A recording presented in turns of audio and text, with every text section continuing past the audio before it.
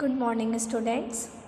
बच्चों, हम मैथ्स में अपना चैप्टर 7 पढ़ रहे थे, कॉन्ग्रुएंस ऑफ ट्राइंगल्स। ठीक है, तो इससे प्रीवियस क्लास में मैंने आपको बताया था कि ट्राइंगल को प्रूव करने के लिए कि वो कॉन्ग्रुएंट हैं या नहीं, उसके लिए कुछ क्राइटेरिया होते हैं। तो हमने first criteria means first rule सीखा था एस कि अगर एक ट्राइंगल की तीनों साइड्स दूसरे वाले ट्राइंगल की तीनों करस्पॉन्डिंग साइड्स, ये वर्ड आपको ध्यान रखना है और आपको उसी के अकॉर्डिंग कॉन्ग्रुएंट प्रूव करना है, तो इक्वल होती हैं, तो हम उन ट्राइंगल्स को एस रूल से कॉन्ग्रुएंट प्रूव कर सकते हैं। ठीक है, नाउ अब आपका जो सेकंड क्राइटेरिया है, सेकंड रूल है, दैट इज एस इसका मतलब आप समझ गए होंगे। एस मीन्स साइड, ए मीन्स एंगल और अगेन साइड, इसका मतलब दो साइड्स के बीच का एक एंगल। ये जिस वे में लिखा है इसका मीनिंग भी वही है कि दो साइड्स के बीच का एक एंगल।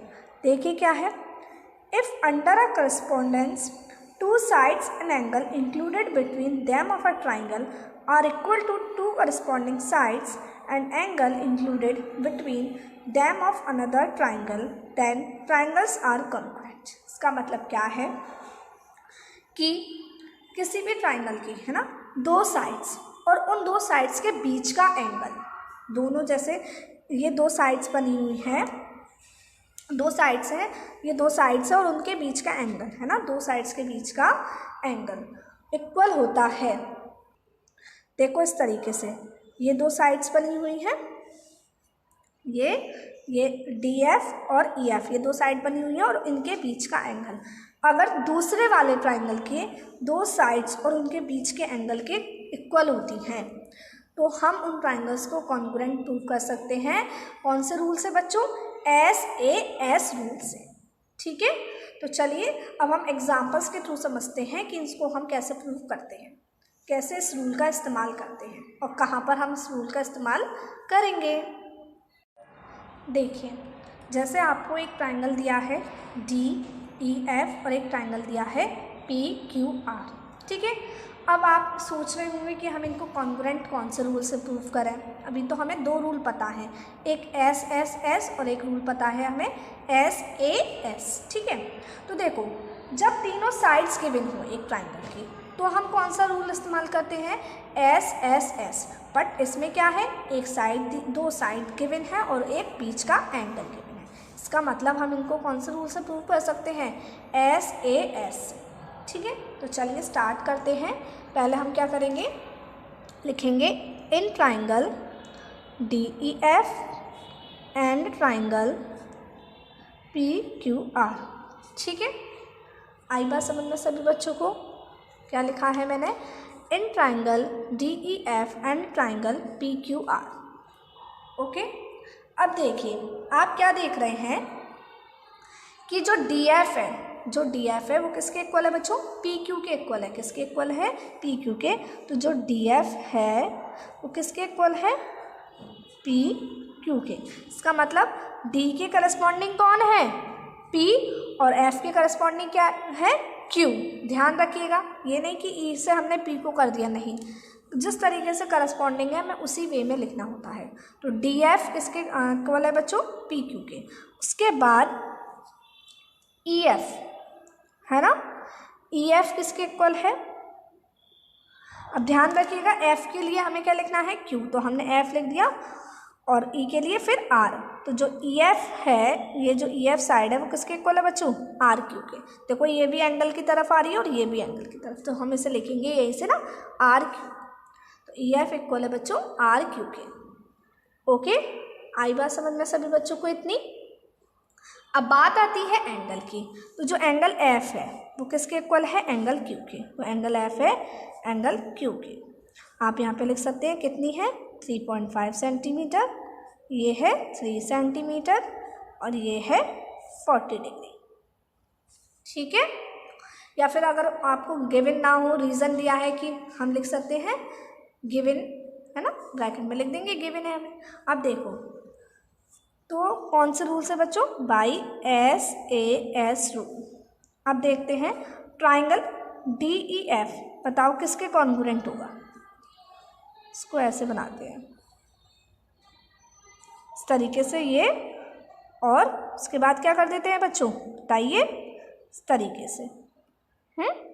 साइन का ध्यान रखिएगा। तो ये बनाया हमने। तो एंगल ट्राइंगल DEF किसके कॉन्ग्रुएंट होगा बताइए मुझे।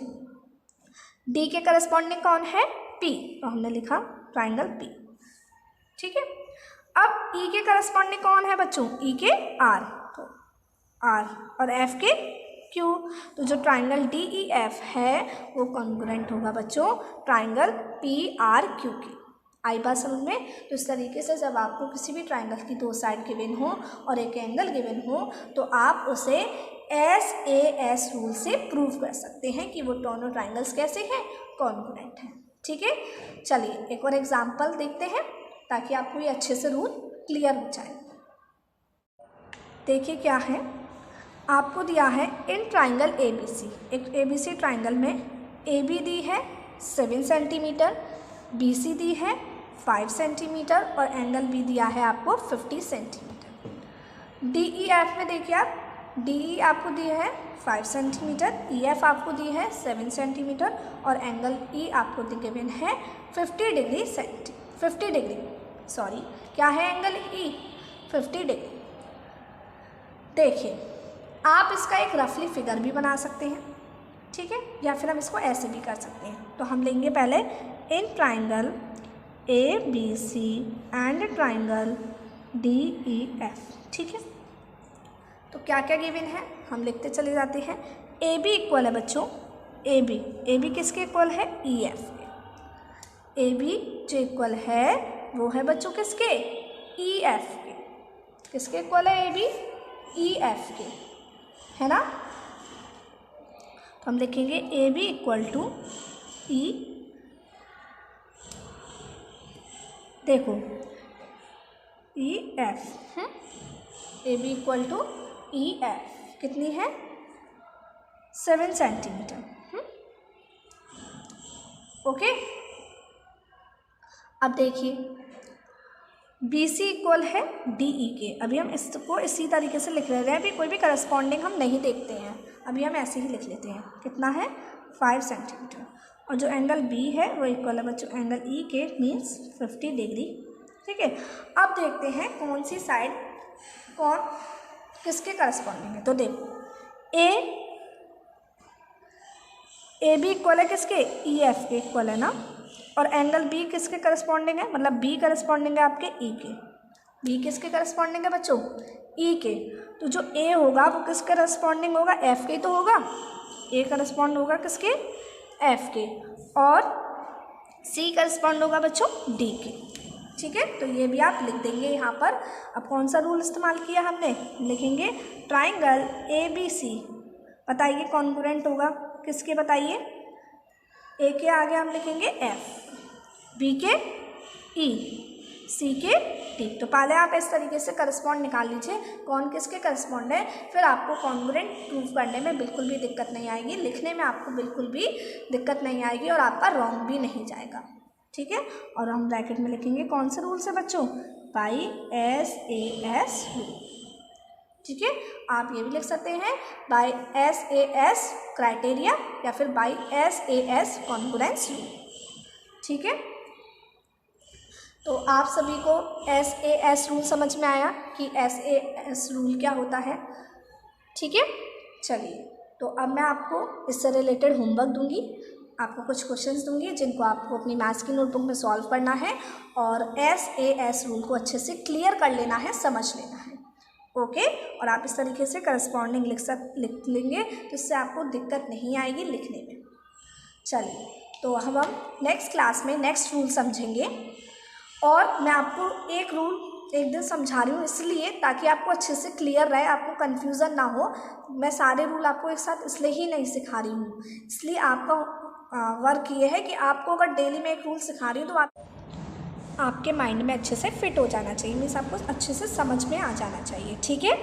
तो अब मैं आपको नेक्स्ट क्लास में बच्चों नेक्स्ट रूल समझाऊंगी। टिल देन जो मैं आपको होमवर्क दूंगी वो आपको अपनी मैथ्स की नोटबुक में करना है। नेक्स्ट क्लास में मिलते हैं। Bye bye, take care.